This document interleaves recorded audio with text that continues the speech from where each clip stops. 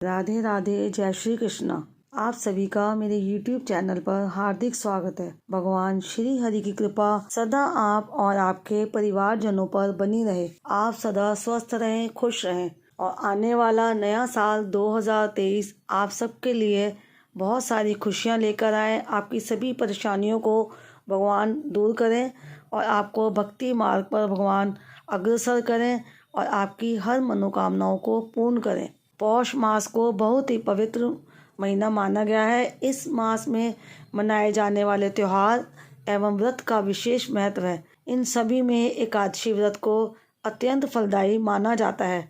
शास्त्रों के अनुसार एकादशी व्रत रखने से व्यक्ति को मोक्ष की प्राप्ति होती है और उनके सारे कष्ट एवं पाप नष्ट हो जाते हैं। पौष मास के अंतिम एकादशी व्रत अर्थात पुत्रदा एकादशी व्रत 2 जनवरी के दिन रखा जाएगा। मान्यता है कि पुत्रदा एकादशी व्रत रखने से संतान को जीवन में सुख समृद्धि की प्राप्ति होती है और उसे जीवन काल में लंबी आयु प्राप्त होती है। इस दिन माता या पिता अपनी संतान के लिए निर्जला उपवास रखते हैं। आइए जानते हैं क्या है पौष मास के अंतिम और नए साल के पहली एकादशी व्रत की तिथि, शुभ मुहूर्त, पूजा विधि और मंत्र। पंचांग के अनुसार पौष मास के शुक्ल पक्ष की एकादशी तिथि का प्रारंभ होगा 1 जनवरी को शाम 7:12 पर और इसका समापन होगा 2 जनवरी शाम 8:24 पर। विद्या तिथि के अनुसार पौष पुत्रदा एकादशी व्रत 2 जनवरी सोमवार को रखा जाएगा। पंचांग के अनुसार पुत्रदा एकादशी का पारण समय 3 जनवरी को सुबह 7:12 से 9:30 के बीच रहेगा। शास्त्रों में बताया गया है कि पुत्रदा एकादशी के दिन भगवान विष्णु की विशेष आराधना की जाती है। इसीलिए इस दिन ब्रह्म मुहूर्त में उठकर स्नान ध्यान करें और भगवान विष्णु का स्मरण करते हुए व्रत का संकल्प लें। इसके बाद पूजा स्थल पर भगवान विष्णु के आगे घी का दीपक जलाएं और उन्हें जौ, तिल, चंदन, मौली, जनेऊ, तुलसी, फूल, पंचामृत और गंगा जल इत्यादि अर्पित करें। तत्पश्चात भगवान को भोग चढ़ाएं और अंत में आरती जरूर करें। मान्यता है कि बिना आरती के कोई भी पूजा संपूर्ण नहीं मानी जाती। पुत्रदा एकादशी व्रत के दिन दान का भी विशेष महत्व है, इसलिए इस दिन दान का विशेष ध्यान रखें। आप अपनी सामर्थ्य के अनुसार ज़रूरतमंद लोगों को भोजन कराएं और दक्षिणा भी ज़रूर दें।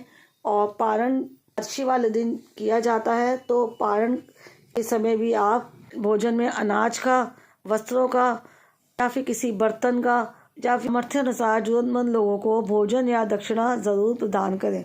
एकादशी की रात्रि में भजन कीर्तन करते हुए समय व्यतीत करें। एकादशी के दिन दीपदान करने का बहुत महत्व है, अतः इस दिन दीपदान अवश्य करें।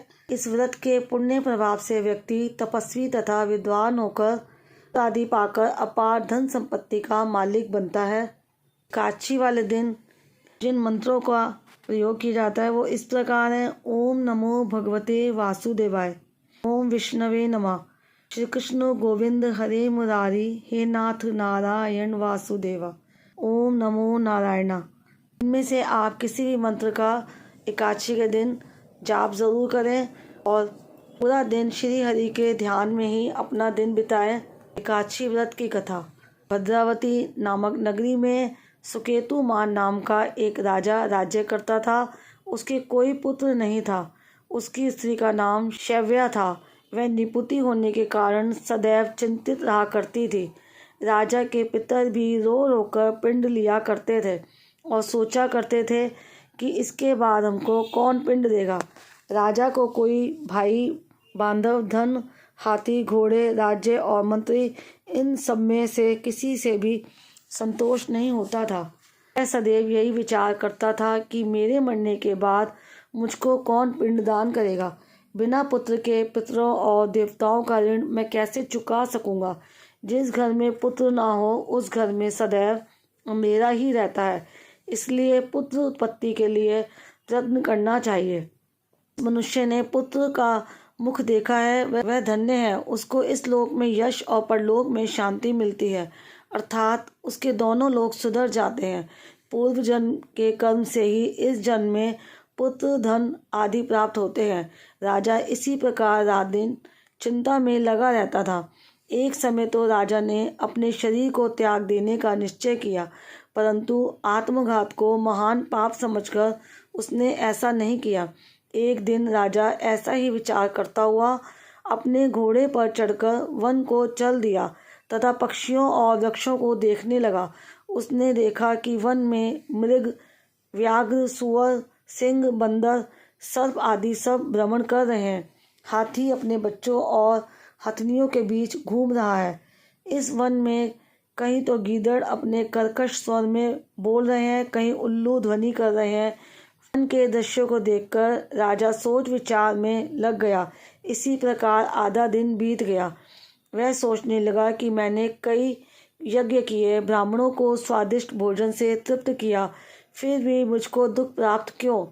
राजा प्यास के मारे अत्यंत दुखी हो गया और पानी की तलाश में इधर उधर फिरने लगा। थोड़ी दूरी पर राजा ने एक सरोवर देखा। उस सरोवर में कमल खिले थे तथा सारस, हंस, मगरमच्छ आदि विहार कर रहे थे। उस सरोवर के चारों तरफ मुनियों के आश्रम बने हुए थे। उसी समय राजा के दाहिने अंग फड़कने लगे। राजा शुभ शकुन समझकर घोड़े से उतरकर मुनियों को दंडवत प्रणाम करके बैठ गया। राजा को देखकर मुनियों ने कहा, हे राजन, हम तुमसे अत्यंत प्रसन्न हैं। तुम्हारी क्या इच्छा है, सो कहो। राजा ने पूछा, महाराज, आप कौन हैं और किस लिए यहाँ आए हैं? कृपा करके बताइए। मुनि कहने लगे कि हे राजन, आज संतान देने वाली पुत्रदा एकादशी है। हम लोग विश्व देव हैं और इस सरोवर में स्नान करने के लिए आए हैं। यह सुनकर राजा कहने लगा कि महाराज, मेरे भी कोई संतान नहीं है। यदि आप मुझ पर प्रसन्न हैं तो एक पुत्र का वरदान दीजिए। मुनि बोले, हे राजन, आज पुत्रदा एकादशी है, आप अवश्य ही इसका व्रत करें। भगवान की कृपा से अवश्य ही आपके घर में पुत्र होगा। मुनि के वचनों को सुनकर राजा ने उसी दिन एकादशी का व्रत किया और द्वादशी को उसका पारण किया। इसके पश्चात मुनियों को प्रणाम करके महल में वापस आ गया।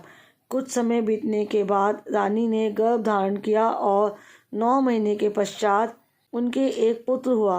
वह राजकुमार अत्यंत शूरवीर, यशस्वी और प्रजापालक हुआ।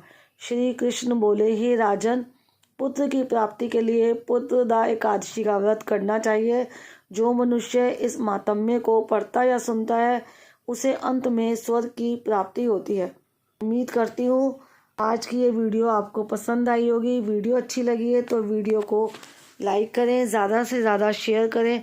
कमेंट बॉक्स में जाकर श्री हरि की जय ज़रूर लिखिएगा और चैनल पर पहली बार आए हैं तो चैनल को सब्सक्राइब करके बेल आइकन प्रेस ज़रूर कर दीजिएगा ताकि आने वाली वीडियोस की जानकारी आपको समय पर प्राप्त हो सके। राधे राधे, जय श्री कृष्णा।